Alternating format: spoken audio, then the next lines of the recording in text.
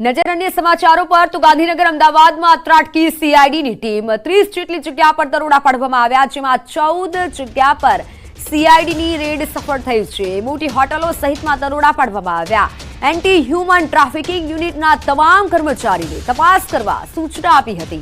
હજુ પણ અનેક જગ્યાએ તપાસ કરવામાં આવી રહી છે। રેડ દરમિયાન અનેક વિદેશી મહિલાઓ પણ ઝડપાઈ હોવાનું સામે આવ્યું છે। હોટલ સંચાલકની સંડોવણી સામે આવશે તો હોટલ લાયસન્સ રદ કરવા સુધીની કાર્યવાહી થઈ શકે છે। હાલ સીઆઈડી દ્વારા તપાસ કરવામાં આવી છે, રેડ કરવામાં આવી છે। 14 જેટલી જગ્યાએ અલગ-અલગ 14 જેટલી જગ્યાએ રેડ કરવામાં આવી છે અને તપાસ થઈ રહી છે। હજુ પણ તપાસ જારી છે।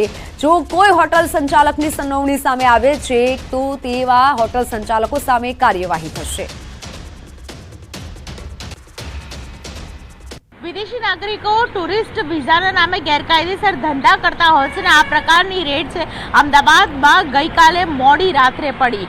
રાજ્યના ગૃહમંત્રી હર્ષ સંઘવીએ જે પ્રકારે આદેશ આપ્યા હતા તે અંતર્ગત ખાસ કરીને શહેરમાં અલગ-અલગ જગ્યાઓ પર રેડ પાડવામાં આવી, જેમાં અમદાવાદ અને ગાંધીનગરમાં સીઆઈડી ક્રાઇમના દરોડા અંતર્ગત જજીસ બંગલા રોડ ઉપર પ્રાઇડ પ્લાઝા હોટલમાં પણ રેડ પાડવામાં આવી। તેની સાથે ખાસ કરીને વાત કરવામાં આવે તો વસ્ત્રાપુરમાં પણ આ પ્રકારની રેડ પાડવામાં આવી હતી। સાથે શહેરના બંને શહેરો ગાંધીનગર અને અમદાવાદ બંને શહેરોમાં જે પ્રકારે 30થી વધુ સ્થળોએ દરોડા પાડવામાં આવ્યા હતા। સૌથી મહત્વની વાત એ છે કે આ પ્રકારે જ્યારે દરોડા પાડવામાં આવ્યા ત્યારે ક્રાઇમ બ્રાન્ચની ટીમને હોટલ સંચાલકની સંડોવણી છે કે કેમ અને હોટલ લાયસન્સ છે તે રદ કરવા સુધીની કાર્યવાહી કરવાના ખાસ કરીને આદેશ જ્યારે આપવામાં આવ્યા હતા ત્યારે તે અંતર્ગત પણ કામગીરી થશે। જે હોટલ છે તે હોટલના માલિક છે તેમની સંડોવણી છે કે કેમ તે અંગે પણ કાર્યવાહી થશે। સૌથી મહત્વની વાત છે કે અમદાવાદમાંથી રશિયન, નાઇજીરિયન અને નોર્થ ઇસ્ટની મહિલા ઝડપાઈ હોવાનો પ્રાથમિક અહેવાલ છે। 14થી પણ વધારે જગ્યાઓ પર આ પ્રકારે રેડ પાડવામાં આવી છે। શહેરની મોટાભાગની હોટલમાં એસ્કોર્ટ ચાલતું હતું અને તે એપ મારફતે ચાલતું હતું તે પ્રકારની પ્રાથમિક માહિતી છે તે મળી આવી છે। અત્યાર સુધીમાં 20થી વધારે વિદેશી મહિલાઓ દેહ વેપાર કરતી હોય તેવી સૂત્ર પાસેથી મળતી માહિતી પ્રમાણે અમદાવાદ શહેરમાં 15થી 20 જેટલી હોટલ એવી છે કે જેમાં ખાસ કરીને મોડી રાત્રે અમદાવાદ ક્રાઇમ બ્રાન્ચે સીઆઈડી ક્રાઇમે તપાસ કરી હોય અને દરોડા પાડ્યા હોય। કેમેરા પર્સન હિરેન શાહ સાથે દીપિકા કુમાર, ન્યૂઝ 18 ગુજરાતી, અમદાવાદ। તો રાજકોટમાંથી પકડાયેલ ડમી સ્કૂલ સંચાલક સામે 24 દિવસ બાદ ફરિયાદ નોંધવામાં આવી છે। 5મી જુલાઈના રોજ પીપળિયા ગામ ખાતે ડમી સ્કૂલ ઝડપી પાડવામાં આવી હતી, જેની હવે સ્કૂલ સંચાલક તેમજ આચાર્ય કાતિયાયની તિવારી વિરુદ્ધ ફરિયાદ નોંધવામાં આવી છે। હવે સવાલ એ થાય છે કે 24 દિવસ બાદ ફરિયાદ નોંધવામાં આવી છે અને છતાં ફરિયાદમાં ડમી સ્કૂલ સાથે સંકળાયેલી ખાનગી સ્કૂલો બાબતે કોઈ પણ જાતનો ઉલ્લેખ જોવા નથી મળતો। સાથે ફોર્જરી સહિતની કલમ પણ પોલીસ દ્વારા લગાવવામાં ન આવી હોવાનું સામે આવ્યું છે। ત્યારે જિલ્લા પ્રાથમિક શિક્ષણ અધિકારી કહી રહ્યા છે શિક્ષણ વિભાગ દ્વારા 280 પેજનો રિપોર્ટ તૈયાર કરવામાં આવ્યો છે અને તે પણ પોલીસને સબમિટ કરવામાં આવ્યું છે। તો મહત્વનું છે કે એફઆઈઆરમાં જણાવાયું છે કે તિવારી કોઈપણ શૈક્ષણિક લાયકાત વગર બોગસ શાળા ચલાવી અને આર્થિક ઉપાર્જન કરવા માટે બાળકોના ભવિષ્ય સાથે રમત રમી રહ્યા હતા। સ્કૂલમાં ધોરણ દીઠ બાળકો પાસેથી 450થી 650 રૂપિયા ફી લેવામાં આવતી હતી। કુલ મળી 42 વિદ્યાર્થીઓ શાળામાં નોંધાયેલા હોવાનું સામે આવ્યું છે।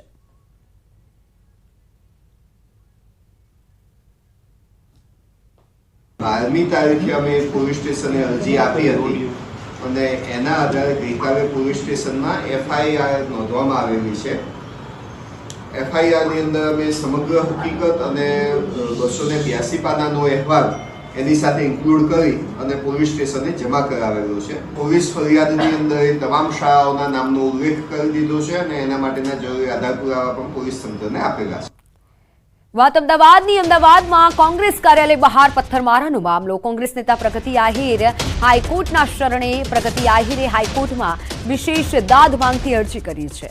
અગાઉ સેશન્સ કોર્ટે અરજી ફગાવી હતી, આગોતરા જામીન અરજી ફગાવી હતી, ત્યારે આજે ગુજરાત હાઈકોર્ટમાં સુનાવણી હાથ ધરાશે। એલિસ બ્રિજ પોલીસે ફરિયાદ નોંધી છે। પ્રગતિ આહિર પર કોંગ્રેસ કાર્યકરોને ઉશ્કેરવાનો આરોપ છે।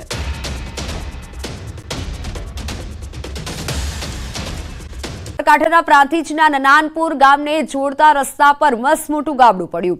એપ્રોચ રોડ પર પાણીના વહેણના કારણે મોટું ગાબડું પડ્યું, જેના કારણે સ્થાનિકોને ભારે હાલાકી થઈ રહી છે. નનાનપુર ગામમાંથી તલોદ હાઈવે અને આસપાસના ગામમાં જવાનો રસ્તો બંધ કરી દેવામાં આવ્યો. આરએનબી ડિપાર્ટમેન્ટના કર્મચારીઓને જાણ કરી હોવા છતાં રસ્તો ન બન્યો હોવાનો ગ્રામ્યજનોએ આરોપ લગાવ્યો છે. વહેલી તકે રસ્તો બનાવવામાં આવે તેવી સ્થાનિકોની માંગ છે.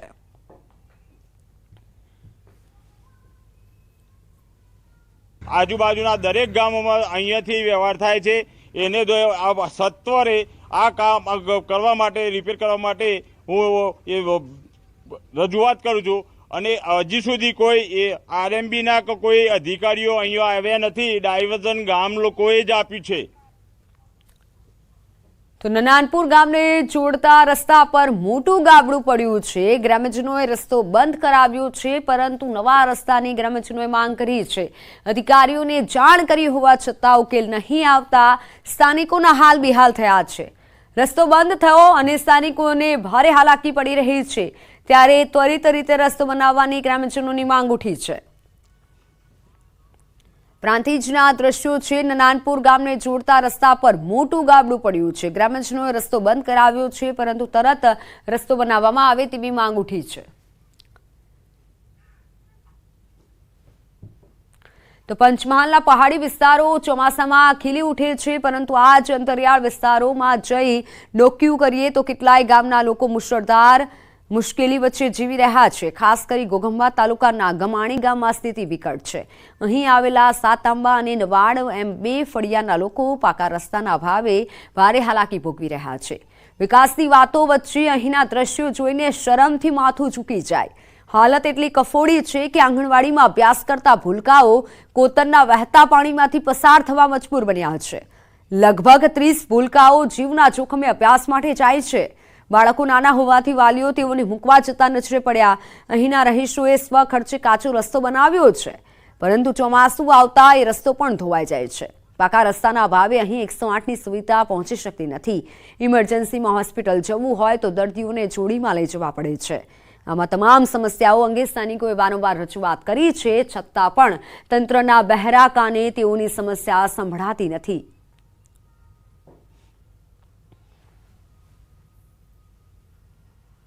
ન્યૂઝ 18 ગુજરાતીની ટીમ આવી પહોંચી છે પંચમહાલ જિલ્લાના છેવાડે આવેલા ગમાણી ગામમાં. અને ગમાણી ગામનું જે નવાડ ફળિયું અને સાતઆંબા ફળિયું છે તેના રહીશોની જે સમસ્યા છે તે તકલીફને વાચા આપવા માટે ન્યૂઝ 18 ગુજરાતીની ટીમ આવી છે. હું હાલ આપને સીધા દ્રશ્યો બતાવીશ. અહીંયાની જે પરિસ્થિતિ છે આપ દ્રશ્યોમાં જોઈ શકો છો. આ ગામના જે રહીશો છે તેઓના 30 થી 35 જેટલા બાળકો છે તે 4 કિલોમીટર દૂર આવેલી સ્કૂલમાં અભ્યાસ કરે છે. તેઓને દર ચોમાસામાં આ જ પરિસ્થિતિનો સામનો કરવો પડતો હોય છે. આપ જોઈ શકો છો અહીંયા ક્યારેક ઢીચણસામાં પાણી હોય છે તો ક્યારેક કેળસામાં પાણી હોય છે. આ ભરેલા જે પાણીનું કોતર હોય છે તેમાંથી જોખમી રીતે પસાર થવું પડતું હોય છે. જે અહીંયાના બાળકો છે તેઓને લેવા માટે વાલીઓને ચોમાસામાં 4 મહિના સતત ઘરે જ બેસી રહેવું પડતું હોય છે. ચોમાસાની ખેતી નિર્ભર આ જે અહીંના રહીશો છે તે જીવન વ્યતીત કરી રહ્યા છે. બીજી અન્ય સમસ્યાની વાત કરવામાં આવે તો અહીંયા સ્મશાન આવેલું છે અને સ્મશાનમાં જવા માટે ગામના દરેક નાગરિકને ફરજિયાત આ જ માર્ગનો ઉપયોગ કરવો પડતો હોય છે. તો આ દરમિયાન સ્થાનિક લોકોએ દર્દભરી મુશ્કેલીની કહાની કીધી. પંચમહાલના ઘોઘંબાના અંતરિયાળ વિસ્તારોમાં મુશ્કેલી છે અને બાળકોની શાળાએ જવામાં હાલાકી પડી રહી છે. અહીં 108ની પણ સુવિધા નથી. ચોમાસામાં અહીં પારાવાર મુશ્કેલી પડે છે. રજૂઆત છતાં રસ્તાની માંગ સંતોષાતી નથી તેવું સ્થાનિકોનું કહેવું છે. આ ગામ છે ગમાણી, ઘોઘંબા તાલુકો, જિલ્લો પંચમહાલ. અને આ ફળિયું લાગે છે સાતઆંબા ફળિયું, આગળ જતે છે નવાડ ફળિયું લાગે છે. એટલા બે ફળિયાના છોકરાઓ અમારે લગભગ કમસે કમ 30-35 છોકરાઓ છે, નાના બાળકો. એમને સ્કૂલ જવા માટે આ નદી માટે તકલીફ પડે છે. અને વધતા કોઈ બીમારી હોય એમને લઈ જવા માટે તકલીફ પડે છે. ને સરકારે 108 ગાડી પણ અમારા સ્થળ સુધી 108 આવી નથી. અને સુવાવડ થવાનું હોય તો એને બી તકલીફ પડે છે. રસ્તામાં જતે બી સુવાવડ થઈ જાય છે. વારે ઘડી અમારે તો બહુ તકલીફ પડે છે ને છોકરાને ભણવા માટે, જવા માટે, આવવા માટે અમારે પણ કોઈ બીબીઆર કે ગમે તે લાવવા માટે બહુ તકલીફ પડે છે. ભણવા જવામાં અમને ખૂબ જ તકલીફ પડે છે અને હું પહેલા ધોરણથી અભ્યાસ કરું છું અને નાળા નથી નાખતા એના માટે છે ને અમારે ખૂબ જ તકલીફ થાય છે. એના માટે નાળાની માંગણી કરું છું અને લાઇટની માંગણી કરું છું. નજર અન્ય સમાચારો પર તો ગાંધીનગર અમદાવાદમાં ત્રાટકી સીઆઈડીની ટીમ 30 જેટલી જગ્યા પર દરોડા પાડવામાં આવ્યા, જેમાં 14 જગ્યા પર સીઆઈડીની રેડ સફળ થઈ છે. મોટી હોટલો સહિતમાં દરોડા પાડવામાં આવ્યા. એન્ટી હ્યુમન ટ્રાફિકિંગ યુનિટના તમામ કર્મચારીને તપાસ કરવા સૂચના આપી હતી. હજુ પણ અનેક જગ્યાએ તપાસ કરવામાં આવી રહી છે. રેડ દરમિયાન અનેક વિદેશી મહિલાઓ પણ ઝડપાઈ હોવાનું સામે આવ્યું છે. હોટલ સંચાલકની સંડોવણી સામે આવશે તો હોટલ લાયસન્સ રદ કરવા સુધીની કાર્યવાહી થઈ શકે છે. હાલ સીઆઈડી દ્વારા તપાસ કરવામાં આવી છે, રેડ કરવામાં આવી છે. 14 જેટલી જગ્યાએ અલગ 14 જેટલી જગ્યાએ રેડ કરવામાં આવી છે અને તપાસ થઈ રહી છે. હજુ પણ તપાસ જારી છે. જો કોઈ હોટલ સંચાલકની સંડોવણી સામે આવે છે તો તેવા હોટલ સંચાલકો સામે કાર્યવાહી થશે. વિદેશી નાગરિકો ટુરિસ્ટ વિઝાના નામે ગેરકાયદેસર ધંધા કરતા હોય છે ને આ પ્રકારની રેડ છે અમદાવાદમાં ગઈકાલે મોડી રાત્રે પડી. રાજ્યના ગૃહમંત્રી હર્ષ સંઘવીએ જે પ્રકારે આદેશ આપ્યા હતા તે અંતર્ગત ખાસ કરીને શહેરમાં અલગ જગ્યાઓ પર રેડ પાડવામાં આવી, જેમાં અમદાવાદ અને ગાંધીનગરમાં સીઆઈડી ક્રાઇમના દરોડા અંતર્ગત જજીસ બંગલા રોડ ઉપર પ્રાઇડ પ્લાઝા હોટલમાં પણ રેડ પાડવામાં આવી. તેની સાથે ખાસ કરીને વાત કરવામાં આવે તો વસ્ત્રાપુરમાં પણ આ પ્રકારની રેડ પાડવામાં આવી હતી.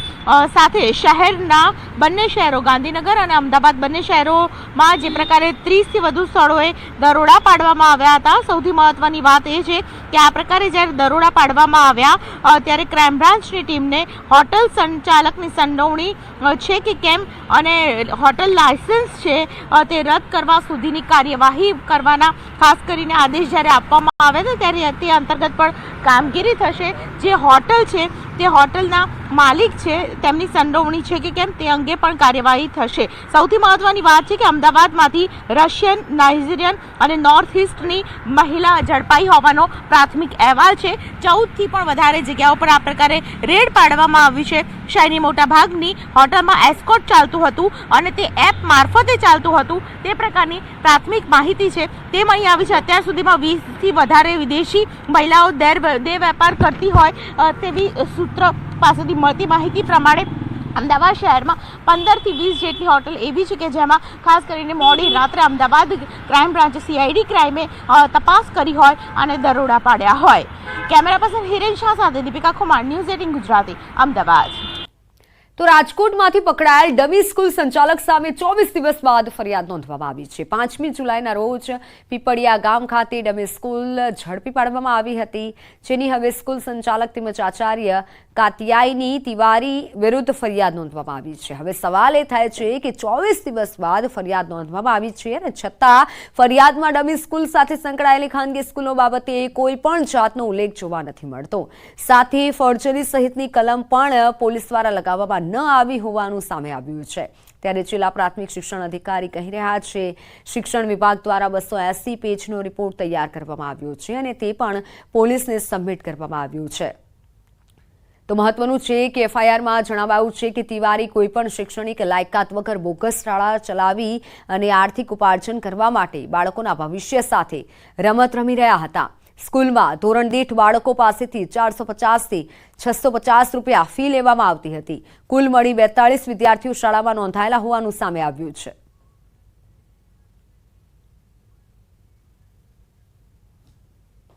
બારમી તારીખે અમે પોલીસ સ્ટેશને અરજી આપી હતી અને એના આધારે ગઈકાલે પોલીસ સ્ટેશનમાં એફઆઈઆર નોંધવામાં આવેલી છે. એફઆઈઆરની અંદર અમે સમગ્ર હકીકત અને 282 પાનાનો અહેવાલ એની સાથે ઇન્ક્લુડ કરી અને પોલીસ સ્ટેશને જમા કરાવેલો છે. પોલીસ ફરિયાદની અંદર એ તમામ શાળાઓના નામનો ઉલ્લેખ કરી દીધો છે અને એના માટેના જરૂરી આધાર પુરાવા પણ પોલીસ તંત્રને આપેલા છે. વાત અમદાવાદમાં કોંગ્રેસ કાર્યાલય બહાર પથ્થરમારાનો મામલો. કોંગ્રેસ નેતા પ્રગતિ આહિર હાઈકોર્ટના શરણે. પ્રગતિ આહિરે હાઈકોર્ટમાં વિશેષ દાદ માંગતી અરજી કરી છે. અગાઉ સેશન્સ કોર્ટે અરજી ફગાવી હતી, આગોતરા જામીન અરજી ફગાવી હતી. ત્યારે આજે ગુજરાત હાઈકોર્ટમાં સુનાવણી હાથ ધરાશે. એલિસબ્રિજ પોલીસે ફરિયાદ નોંધી છે. પ્રગતિ આહિર પર કોંગ્રેસ કાર્યકરોને ઉશ્કેરવાનો આરોપ છે.